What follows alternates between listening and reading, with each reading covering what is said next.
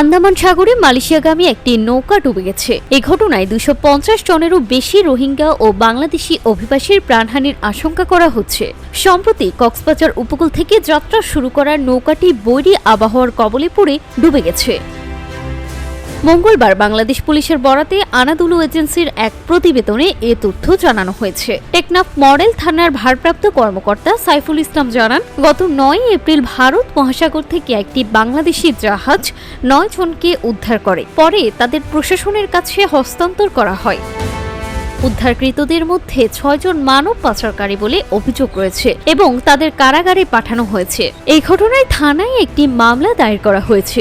বেঁচে যাওয়া রোহিঙ্গা শরণার্থী রফিকুল ইসলাম জানান, নৌকাটিতে প্রায় 280 জন যাত্রী ছিলেন। তাদের মধ্যে প্রায় 150 জন রোহিঙ্গা এবং বাকিরা বাংলাদেশি।